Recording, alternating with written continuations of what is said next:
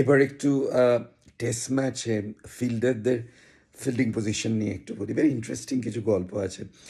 আম, এই যে প্রথম ক্লিপটা দিয়ে আমি শুরু করেছি, দেখেছো যে জসপ্রীত বুমরা সে লংয়ে ফিল্ড করছিল। আহ, আমি যে গ্যালারিতে বসেছিলাম সেই গ্যালারির সামনে লংয়ে বেশিরভাগ সময় যারা ফিল্ড করেছে তারা হচ্ছে জসপ্রীত বুমরা, কুলদীপ যাদব, যশস্বী জয়সওয়াল অথবা অক্ষর প্যাটেল। এরা এদিকে খুব কাছাকাছি চলে আসছিল এবং প্রচণ্ডভাবে পপুলার দেখলাম আমাদের জসপ্রীত বুমরা যখনই গ্যালারির সামনে চলে আসছিল বিশাল ধ্বনি উঠছিল বুম বুম বুমরা বা বুমরা হিসেবে। এইটা আমি এত বছর খেলা দেখছি, তো এখানে আমি এটা দেখেছি।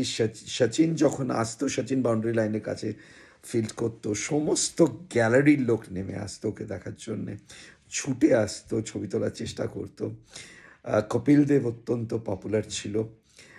তো এরা বাউন্ডারি লাইনের ধারে এদের দেখা যেত। যে কয়েকজন বাউন্ডারি লাইনের ধারে কখনো দাঁড়াতো না, তারা হচ্ছে তাদের মধ্যে বিখ্যাত দুটো নাম বলছি। এক হচ্ছে মনসুর আলী খান পাতাউদি, আরেকটা হচ্ছে ইমরান খান। দুজনেই ক্যাপ্টেন ছিল এবং দুজনেই গ্ল্যামার সম্বন্ধে এতটাই কনসিয়াস থাকতেন, ওরা মানুষের খুব কাছে আসতেন না, দূরেই থাকতেন। এরা কখনো একবার আমার বোধহয় মনে হয়, মনে পড়ছে, দৌড়ে আসতে হয়েছিল ইমরান খানকে বাউন্ডারির কাছাকাছি এবং তাতে মানে রীতিমতো হইচই লেগে গেছিলো। ইমরান খান সম্বন্ধে আরও বলি, কলকাতা টেস্ট ম্যাচ সম্বন্ধে যেসব শুনেছি, যেসব গল্পগাথা, সেটা ইমরান খান যখন কলকাতায় টেস্ট ম্যাচ হতো কখনো টিম হোটেলে থাকতো না। সে টিম হোটেলে সবসময় বাইরে কোথায় থাকতো কেউ জানতো না।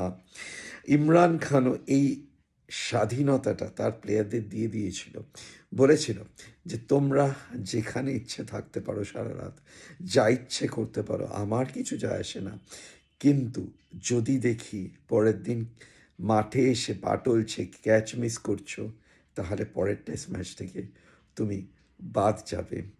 সো ভেরি ইন্টারেস্টিং এই লেগেসি। ইডেন গার্ডেন্স অনেক কিছু দেখেছে, কিছু ছোট গল্প তোমাদের বললাম, আশা করি ভালো লাগবে।